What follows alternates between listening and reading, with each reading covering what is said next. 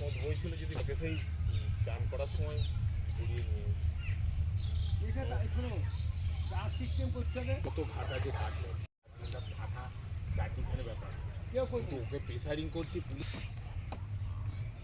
আজকে বিরাট 20 বছর চলছে। আমার ছুটে আসি। আচ্ছা, দিয়ে কি করলেন? আমার ছুটে আসি, দেখি হাওয়া মাও করে চিল্লাচ্ছে।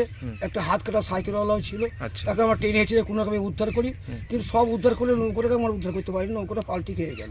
আচ্ছা, এটা কোন জায়গা? এটা কোন জায়গা? এটা ওই কুতিরার ঘাট। কি চাইছেন এখন?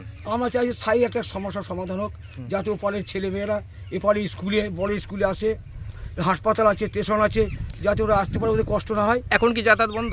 এখন যাতায়াত বন্ধ। তাহলে এখন কি হবে? অধিকার লোক কি করে আসবে? এখন অধিকার লোক বহুত ঘুরে 4-5 মাইল তোমার দিয়ে ঘুরে আসছে। আচ্ছা, ঘুরে আসছে, আর ছোটো ছোটো বাচ্চারাই স্কুলে আসতে পারছে না। কাউকে জানিয়েছেন?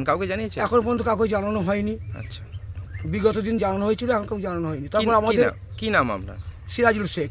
আচ্ছা, এখানেই বাড়ি, তাই তো? এখানেই বাড়ি। 6টার সময় নৌকোটা আমাদের কুতিরডাঙ্গা থেকে দাঁতপুরের দিকে আসছিল। নিত্য প্রয়োজনীয় এরকম আসে, স্কুলের ছাত্র ছিল। আমাদের এখানে সমুদ্রগড় বাজার, কানলা হসপিটাল, স্টেশন, নিত্য প্রয়োজনীয় জিনিসই এখানে যেতে হয়। কি ঘটনা ঘটলো? এইবার সকালবেলা ওপার থেকে আস্তে আস্তে নদীতে একটু জল বেড়েছে, প্রচণ্ড স্রোত হয়েছে।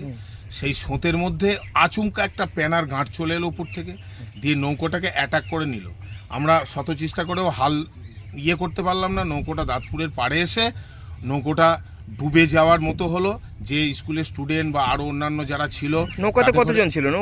নৌকাটা 10-12 জন ছিল। আচ্ছা, কেউ কিছু ক্ষতি? না, কোনো ক্ষতি কিছু হয়নি। হ্যাঁ, তাহলে ক্ষতি কি হলো? ক্ষতি হলো দাঁতপুরের লোকজনকে আমি তারপরে বাবাগো মাগো করে ডাকলাম।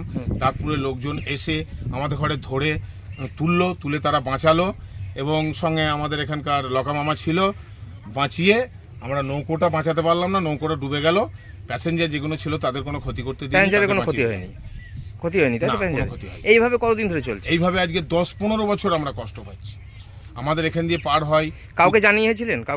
কাউকে জানানো এর আগে সব টুকটাক হয়েছিল। জানানো নিত্য প্রয়োজনীয়। কি চাইছেন এখন? আমরা চাইছি এখানে একটা ব্রিজের ব্যবস্থা করে দিই।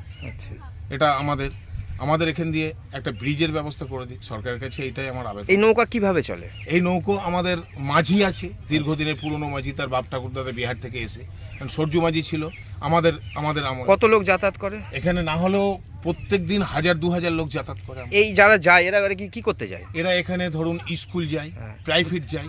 এখানে পাউলনা স্কুল, সমুদ্রগড় স্কুল, আচ্ছা, তারপরে কানলা হসপিটাল, সমুদ্রগড় বাজার, আমাদের এইটাই আসল মূলধন।